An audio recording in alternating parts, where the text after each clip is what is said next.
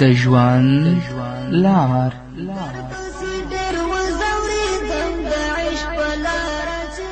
وړاندې کوونکی مولوي محمد یاسین فهیم.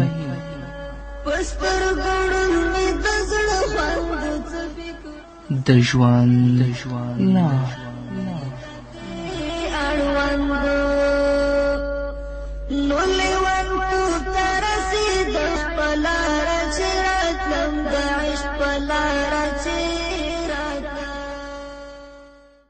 بسم الله الرحمن الرحيم. الحمد لله رب العالمين حمد الشاكرين، الصلاة والسلام على سيد الأنبياء والمرسلين سيدنا ونبينا وشفيعنا ومولانا محمد وعلى آله وأصحابه الطيبين الطاهرين. قدرمنو اوریدونکو د ژوند د لارې د خپرونې مینوالو سلامونه او نیکې هیلې مې ومنئ. ستاسو روغتیا او خوشحالي د پاک رب نه غواړم. دا دی زه محمد یاسین فهیم د ژوند د لارې د خپرونې په وړاندې کولو کې ستاسو په خدمت کې یم، په دې هیله چې دا خپرونه ستاسو د پام وړ وګرځي. زموږ د نننۍ خپرونې موضوع بیا هم ځانګړې شوې د سود مسائلو ته. په مخکینۍ خپرونه کې ځینې مسائل د سود په هکله تاسو ول، په نننۍ خپرونه کې هم زه غواړم چې په دې مسئله باندې څه نه څه وضاحت وکړم. حضرت انس رضی الله تعالی عنه د محمد رسول الله صلی الله علیه وسلم نه روایت کوي، کله چې تاسو یو چا ته قرض ورکه، نو هغه چا چې تاسو نه قرض واخیسته هغه که تاسو ته څه هدیه یا تحفه درکوي هغه هم مقبلوئ، او که ستاسو لپاره د سورلي کومه سورلي برابروي هغه باندې تاسې هم مسورېږئ، ځکه چې د دغه قرض په وجې سره که د یوې ذرې برابر هم دنیایي فایده حاصله شي نو په هغه کې امکان د سود شته. اما که مخکې د دې نه چې تاسو هغه سړي ته قرض ورکوئ دا ماسو په منځ کې وه تحفه ورکول، هدیه ورکول، د سورلي البته ورکول، بیا په دې کې باک نشته دی، لکه چې رسول الله فرمایي اذا اقرض احدکم قرضا فاهدى الیه او حمله على الضابة فلا يركبه ولا يقبلها إلا أن يكون جرى بينه وبينه قبل ذلك، رواه ابن ماجه. نو د محمد رسول الله صلی الله علیه و د دې حدیث مدعا او پیغام دا دی چې د سود معامله دومره سنګینه او دومره خطرناکه ده چې د دې د ادنا شبهې نه هم ځان ساتل ضروري دي چې انسان ترې نه ځان وساتي. هر کله چې یو بنده ته څوک قرض ورکوي نو د هغه د ډېر پوره احتیاط وکړي چې د دې قرض په وجې سره د یوې ذرې برابر هم دلوي فایده حاصله نه کړي. نن راشئ تاسې وګورئ چې زموږ حسنه یا زموږ قرضي معاملې ټولې په سود بنا دي. د خلکو د مجبوریت نه او د خلکو د هغه تنګدستي نه په استفادې سره نن سودي معاملې کیږي. چاته که 100 روپۍ قرض ورکړی شي میاشت پس هغه ترې نه 1.5 غوښتل کیږي، که چاته 20,000 روپۍ قرض ورکړی شي هغه میاشت پس ترې نه 10,000 او 25,000 غوښتل کیږي. دا سودي معاملې دي. الله دې په موږ باندې رحم وکړي او دا د دې وجې نه چې د هغه تنګدستو د هغه غریبانو وینې انسان څکي. رسول الله خو دا وایي که تاسو چاته قرض ورکه نو د هغه هدیه او تحفه هم قبلو. که د سورلي دپاره تاسو ته یو اس، موټر، بایسکیل، موټرسکیل راولي په هغه باندې هم مه سورېږئ، ځکه چې د خپل د قرض په مقابل کې د هغه نه څه دنیوي فایده تاسې حاصل نه کړئ چې په دې کې شایبه د سود ده. نن خو په ډاګه باندې پیسې ورکړي او د وخت تېرېدلو پس د هغه نه هغه پیسې 2 چند او 1.5 چند غواړي. الله رب العزت دې خلکو ته زموږ سره هدایت وکړي. او بل پیغام چې د محمد رسول الله صلی الله علیه وسلم په دې حدیث کې دی هغه دا دی چې چا سره تاسو یوه نیکي کوئ په هغه باندې احسان مندي او منتګزاري مه کوئ. ستاسو مطلوب دی په دې کې صرف د الله رضا وي چې الله زموږ نه راضي شي، دا نه چې په هر مجلس کې هغه یاد کړئ، هغه سپک کړئ او په هغه باندې د خپل منت او خپل احسان واچوئ. د ستاسو نیکي د یو مسلمان ورور سره دنیوي مطلب باندې بنا نه وي، بلکې ستاسو مطلب او هدف دې صرف د الله رضا وي. رسول الله صلی الله علیه وسلم په یو حدیث کې فرمایي چې 3 کسانو ته به د آخرت په ورځ الله په نظر د رحمت هم ونه ګوري. او الله به هغوی سره خبرې ونه کړي او الله به هغوی د ګناهونو نه پاک نه کړي او دوی لپاره به دردناک عذاب وي. صحابه و کرامو چې کله د رسول الله صلی الله علیه وسلم نه دا خبره واورېدله نو صحابه و کرامو ویلې چې خابو و خسرو من هم یا رسول الله، دوی خو ذلیله او رسوار شول، یا رسول الله دا څوک دي چې الله به ورسره خبرې نه کوي، الله به په نظر د رحمت هم ورته نه ګوري او الله به دوی د ګناهونو نه نه پاکوي او دوی دپاره به دردناک عذاب وي. من هم یا رسول الله دا څوک دي؟ رسول الله صلی الله علیه وسلم ورته فرمایي چې یو په دیو کې منان دی. منان هغه چاته ویلی شي چې خپل یو مسلمان ورور سره څه نیکي کوي او په هغه باندې بیا مینتداري کوي، په هغه باندې احسان کوي. نه هر احسان او هر نیکي چې یو مسلمان ورور سره کوي هدف او ستا د مطلب په هغه کې صرف د الله رضا وي، دا نه چې په هغه باندې ته مینتداري وکړي. نن زکات هغه چاته ورکوي چې سبا د هغه نه کار اخلي، صدقات هغه چاته ورکوي چې سبا د هغه نه استفاده کوي، دا منت دی. دې سړي ته به الله نه ګوري د آخرت په ورځ باندې په نظر د رحمت، الله به خبرې هم ورسره نه کوي. نو چاته چې ته قرض ورکوي د هغه د تنګدستي نه استفاده مه کوه، حتی رسول الله وایي چې څه هدیه تا ته راوړي هغه مه قبلوه. او نن خو دا کار دی چې 100 روپۍ درکړي سبا 100 روپۍ ورکړي سبا ته 1.5 غواړي، الله ته ورتګ نه لري. الله به ستا نه پوښتنه نه کوي چې تا د دې مسکین او د فقیر وینه وڅکله. دویم کس په دې کې رسول الله صلی الله علیه وسلم فرمایي مسبل دی. مسبل هغه چاته ویل کیږي چې د هغه پاینڅې د هغه د پړکیو او د بجلکو نه ښکته وي، دې ته مسبل ویل کیږي. په ځانګړې توګه په مانځه کې رسول الله صلی الله علیه وسلم فرمایي چې د مسبل مونځ الله په خپل دربار کې نه قبلوي. لا یقبل الله الصلاة المسبل. د پاینڅې چې د هغه د پړکیو او بجلکو نه ښکته نه د هغه مونځ الله نه قبلوي، ځکه دا د متکبرینو علامه ده او تکبر چې دی دا د الله رضا ده، دا د الله خاصه ده. د متکبر مونځ الله نه قبلوي، د مسبل مونځ الله نه قبلوي او د دې پایله به هم دا وي د متکبر انسان چې کله وفات کیږي د وفات په وخت کې به دې ته د شهادت کلمه نه نصیب کیږي، د دنیا نه به بې ایمانه ځي. هغه څوک چې یو څوکۍ کې تر یو حده رسېدلی دی، هغه غریب و مسکین اصلا پیژني، هغه سره خبرې هم نه کوي، د هغه کبر و غرور دې حد ته رسېدلی ته الله ته ورتګ لري کې نه لري. حتی ځینې ورونه زه وینم چې پایڅې د هغو پښو لاندې شړېدلي دي، دومره به احساسه هم نه دي چې خپل پاینڅې د خپل پړکیو نه پورته کړي او پتلون خو چې واغوندي د خپل د فیشن لپاره چې زما فیشن خرابه نه شي، هغه بلکل نه پورته کوي، په ځانګړې توګه په مانځه کې. نو داسې انسان سره الله خبرې هم نه کوي، الله په نظر د رحمت هم ورته نه ګوري او دوی دپاره به دردناک عذاب هم وي. او دریم کس رسول الله صلی الله علیه وسلم فرمایي چې هغه تجار او هغه دکاندار چې په خپل مال باندې د دروغو قسم مال یې راوړی په خپل دکان ته په 10 روپۍ باندې، چې کله هغه ته اخیستونکی یا مشتری راشي هغه ته قسم خوري چې دا ماته 15 روپۍ تمام شوی، په خپل مال باندې د دروغو قسم خوري. او هغه غریب و مسکین چې شي ته اړتیا لري د اخیستلو چې په هر 2 روپۍ په هغه باندې خرڅ که، دې سره دا انصاف او دا عدالت نشته دی چې آیا دا ګټه ماته حلاله ده او که حرامه ده، او که په خپل مال باندې مې قسم وخوړه او که مې ونه خوړه، الله څخه به نه ورځي. بیا به الله تا ته ګوري نه، الله به تا سره خبرې هم نه کوي، الله به د ګناه نه هم نه پاکوي او تا دپاره به دردناک عذاب وي. رسول الله صلی الله علیه وسلم په بل حدیث کې فرمایي هغه څوک چې په خپل مال باندې قسم خوري اگر که په خپل قسم کې دا رښتینی هم وي، نو دا قسمونه به د دې کاروبار او د دې معاملې لپاره تر یو وخته پورې وده ورکړي، کاروبار به سم شي، خو وروسته به الله داسې آفت پرې راولي، داسې به برباد کړي چې دا به پوهیږي هم نه چې کوم ځای نه زه تباه شوم. ننو قدرمنو اوریدونکو مسلمانانو ورونو او خویندو، په هر وخت کې الله ځان سره حاضر وګڼئ، په هر وخت کې د الله نه ویریږئ، د خپل ژوند د الله له رضا لپاره صرف کړئ، د خپل ژوند د محمد رسول الله صلی الله علیه وسلم د رضا لپاره صرف کړئ. د ژوند دنیا ژوند محدود دی، تیر به شي، بیا به د الله په حضور کې درېږي او الله به ستا نه پوښتنه کوي. الله رب العزت دې په موږ باندې رحم وکړي. همدارنګه په بل حدیث کې حضرت عبدالله ابن مسعود رضی الله تعالی عنهما د رسول الله صلی الله علیه وسلم نه روایت کوي رسول الله پر هغه څوک چې د سود معاملې کوي، د سود کاروبار کوي، اگر که په ظاهره زموږ سترګو کې هغه ډیر ښکاري او تر یو وخته پورې به ډیر وي، لکن د هغه عاقبت او د هغه انجام چې دی هغه کمښت دی.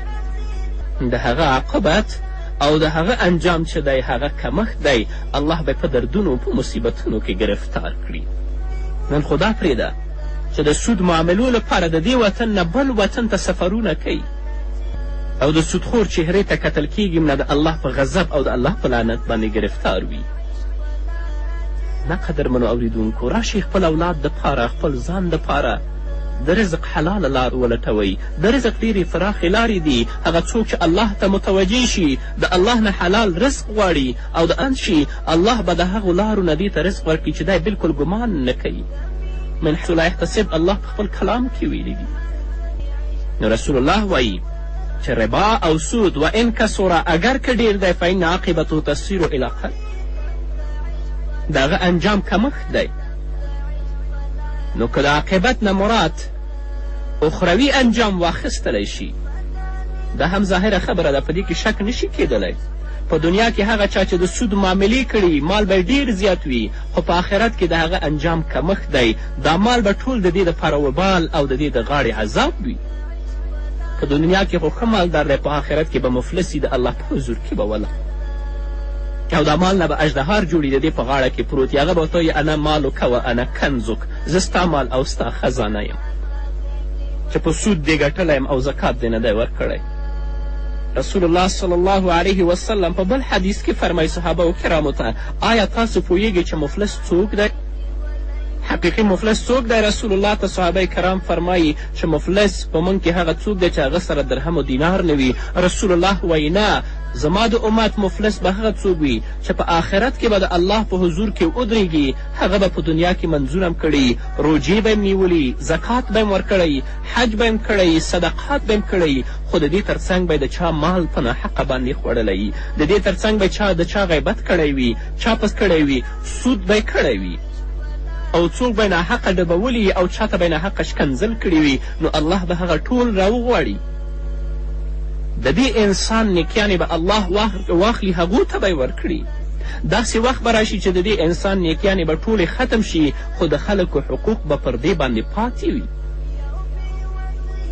نو الله رب العزت به د هغو بدیانې او د هغو ګناهونه راواخلي، دې ته به یې ورکړي. دا به مستحق د جهنم وګرځوي او هغه به مستحق، هغه خلک به مستحق د جنت شي، جنت ته به ولاړ شي. نو رسول الله وایي ربا اگر که سود په دنیا کې معامله ډیره زیاته د مالدار بشي، خو د هغه انجام کمښت دی. د الله په حضور کې به مفلس ولاړي او د دنیا دا مال به د ستا په غاړه کې وبال او اژدهار به ترې جوړي او درته به وایي تا بچي چې انا مالک و انا کنزک، ستا هغه مال او خزانه یم چې تا په دنیا کې زه په سود ګټلی یم او زکات یې نه دی ورکړی. رب العزت دې په موږ او تاسو باندې ټولو باندې رحم وکړي او الله دې توفیق راکړي چې د خپل ځان لپاره، خپل کورنۍ دپاره، خصوصا په خپلو بچو دپاره حلال رزق وګټو. دا نه چې د هغو نشو نما په حرامو پیسو، په حرامو رزق باندې وشي، بیا به د هغه اولاد نه ته څه امید ولري. رسول الله وایي هغه بدن چې د هغه نشو نمو په حرامو باندې وشي، هغه ته جهنم ډیر غوره دی د دې نه چې هغه جنت ته ولاړ شي او په هغه باندې جنت حرام دی او جهنم پې واجب دی.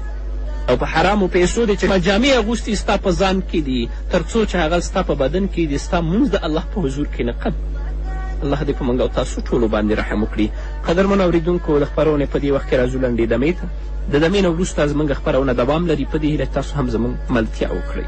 درپسې ډېر وځورېدم د عشق په لاره چې راتلم، د عشق په لاره چې راتلم، دې وخوړم د عشق په لاره چې راتلم، د عشق په لاره چې راتلم،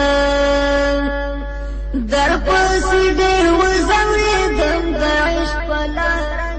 قدرمنو اورېدونکو، بیا هم زموږ سلامونه او نیکې هیلې ومنئ، په دې هیله چې تر دې دمه تاسو زموږ ملتیا کړې وي او که د عاقبتو انجام نه چې کوم رسول الله ویلي دي هغه دنیوي انجام واخیستلی شي، دا هم ظاهره خبره ده. ځکه هغه انسان چې په دنیا کې د سود په معاملې باندې ډیره دنیا وګټي،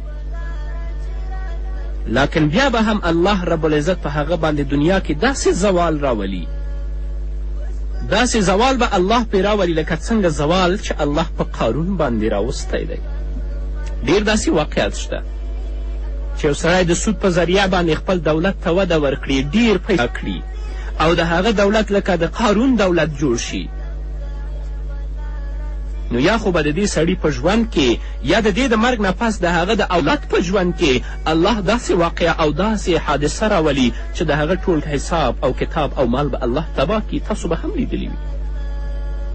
د دنیا د ګټلو مقصد او هدف څه دی؟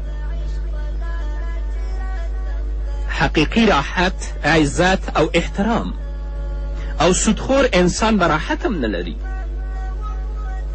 سودخور انسان به عزت هم نه لري، سودخور انسان به احترام هم نه لري، او سودخور انسان به بالکل د رفاه نه محروم وي. هغه په ټولنه کې بې عزته بې احترامه طبقه خلک دي. په کومې ټولنه کې یا په کوم کلي کې چې سودخوره انسان وي هغه تاسو ته به معلوم وي چې د ټولو خلکو په سترګه کې هغه سپک ښکاري، د خلکو په سترګه کې عزته ښکاري، هغه د احترام نه محروم دي. نو ځکه رسول الله وایي چې ربا او سود اگر که په دنیا کې و ان کسره، اگر که په دنیا کې ډیر مال دی او ډیر زیات مال یې ګټلی، خو لیکن د هغه عاقبت کمښت دی. ځکه د مال حقیقي مقصد دا دی چې په دنیا کې راحت ژوند وکړي، د عزت ژوند وکړي، د احترام ژوند وکړي، خو سودخور انسان د حقیقي راحت، د عزت او د احترام نه بالکل محرومه دی. د ټولو خلکو په سترګه کې هغه سپک ښکاري او د الله حضور چې دربار ته ورځي هغه به بیل حساب دی چې الله ورسره څه کوي. نو یو سودخور انسان که د سود کاروبار په ذریعه باندې هر څومره دولت پیدا کړي، خو د دولت د حقیقي لطف او ثمرې نه به هغه همیشه دپاره محرومه وي. ځکه الله وایي یمحق الله الربا و یربي الصدقات. هغه څوک چې د سود معاملې کوي، د سود په معاملې به الله د دې هغه څوک چې صدقات کوي، زکات ورکوي د خپل مال نه، الله به د هغه مال ته وده ورکړي، د هغه مال کې به زیادت راولي. نن قدرمن اورېدونکو راشي دا د سود معاملې پرېږدئ، خپل ځان هم مه تباه کوئ، خپل اولاد هم مه تباه کوئ او د خپل ژوند هم مه تباه کوئ، او ځان د خلکو په سترګو کې سپک هم مه ګرځوئ. تاسې د سودخور چهرې ته وګورئ، کتلی شئ ورته، د هغه کورنۍ ته وګورئ، اولاد به په قسمه قسمه په ډول ډول مصیبتونو، کړاوونو، دردونو کې گرفتار وي. الله دې په موږ باندې رحم وکړي. همدارنګه حضرت ابي هریره رضی الله تعالی عنه د رسول الله صلی الله علیه وسلم نه روایت کوي چې رسول الله فرمایي لا یأتین علی الناس زمان لا يبقى أحد إلى آكل الربا فإن لم يأكله أصابه من بخاره ويروى من غباره. رواه أحمد وأبو داود ونسائي وابن ماجه. حضرت ابي هریره رضی الله تعالی عنه د رسول الله نه روایت کوي چې رسول الله وفرمیل چې داسې زمانه به راشي چې هیڅ څوک به باقي نه وي، هیڅ سړی به نه وي مګر سودخور به وي. که دی په خپله سود نه خوري مستقیم، خو د سود بخارات او د سود ګرد و غبار به په هغه باندې پریوزي. رسول الله صلی الله علیه وسلم د دې حدیث نه مطلب دا دی چې د سود دروازه به دومره عامه او دومره چې هیڅ څوک به د دې نه محفوظ نه پاتې کیږي. د دې نه پکار ده چې هر هغه څوک ایمان والا دي، تقوا والا خلک دي چې په دې باره کې هغه ډېر ویښ او بیداره اوسي او خپل ځان د دې لعنت نه محفوظ وساتي. زموږ زمانه هم دغه زمانه ده. که ته د سود نه ځان ساتي او د دې سود لعنت نه ځان بچ ساتي، خو چې د خپل کورنۍ دپاره د خوراکي سامان یا د اغوستلو جامې د یو دوکان نه اخلي، نو د هغه دوکاندار کاروبار به یا بالواسطه یا بلا واسطه د سود سره تړلی وي. ډېر مشکل دی. لکه په یو ځنګل کې 100 ونې دي چې په هغه یو کم 100 باندې د هوا وچلیږي او په یوې دې نه چلیږي، دا ډېره مشکله خبره ده. نن زمانه دا زمانه د الله نه د محفوظتیا او د خپل د حفاظت دعا غواړي چې الله دې موږ ته بچو ساتي، زموږ کورنۍ دې الله دې بچو ساتي. نن ورځ زموږ په ټولنه کې، زموږ په وطن کې یو بانک د سود افتتاح کیږي، یو بانک خلاصیږي، او دغه مسلمانان دي چې دې بانکونو ته وده ورکوي، یا خو سرمایه نه لري. فقها دا لیکي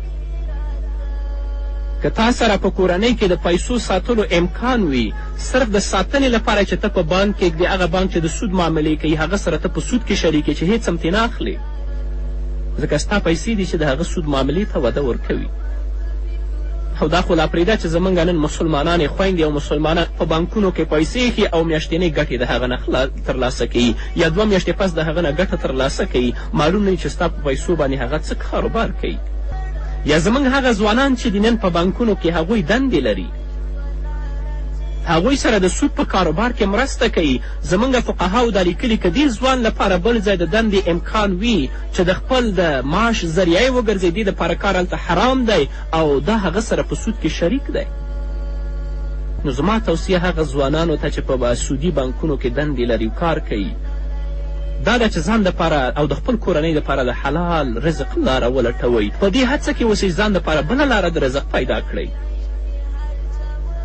ته په دې هڅه کې نه خوشحاله چې په بانک کې ماته ډېره پیسه راکوي، د سود معاملو ته وده ورکویم، نو هغه سره ته په سود کې شریک یې. نن که د ستا معاش او د ستا وظیفه اوچته د پیسې ډېرې دي، خو د هغه عاقبت د رسول الله په وینا باندې کمښت دی. په دنیا کې به مفلس په آخرت کې به مفلس وي. خیر چې اوس ته دنده لرې هلته د بلې دندې په هڅه کې اوسه. کوشش کوه چې د دې لعنتي سود معاملو نه ځان خلاص کړې یا دې سره چې ته په مرسته کې د دې نه ځان خلاص کړې. حتی د چوکیدار مسله فقهاو ذکر کړې ده چې سودي بانک کې د یو مسلمان چوکیداري هلته نه کوي، هلته د مزدوري نه کوي. هغه د رسول الله حدیث دی چې په خلکو به داسې وخت راشي چې باقي به نه یي مګر سودخور، که مستقیم په خپله سود نه خوري خو د سود بخار او د سود ګرد به په هغه باندې پرېوځي. الله دې په موږ باندې رحم وکړي. تر حد امکانه پورې ځان بچ ساتئ. دا خو لا پرېږده سود دپاره سفر مه کوئ، معاملې مه کوئ، چا ورکوئ قرض، د هغه نه میاشت پس کال پس ډېرې پیسې مه غواړئ، که نه د الله په عذاب کې به ته او ستا کورنۍ او الله ټول ګرفتار وي. بیا به د چغې وهې او اواز به دې څوک نه اوري. په هر وخت کې الله ځان سره معی وګڼئ، د الله نه ویرېږئ چې الله رب العزت په موږ او زموږ په کورنۍ او په اولادونو باندې رحم وکړي. قدرمنو اورېدونکو، دا وه زموږ نننۍ خپرونه چې ستاسو درانه حضور ته وړاندې کړه. تر بلې خپرونې پورې چې زه بیا هم ستاسو درانه حضور ته راځم، تاسو ټول په پاک رب سپارم.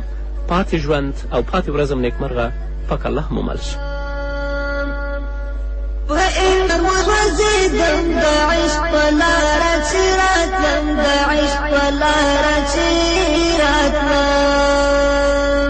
مداني غم دي وخړم د عشق په لاره چې راتلم، د عشق په لاره چې راتلم، در پسې ډېر وځورېدم د عشق په لاره چې راتلم، د عشق په لاره چې راتلم.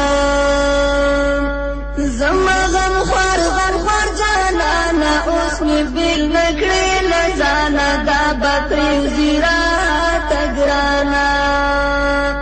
زما غم خوار جانانه اوس مې بېل نه کړې له ځانه، دا پرېوځي راته ګرانه. لهي پرېږدم نه ورځم د عشق په لاره چې راتلم، د عشق په لاره چې راتلم.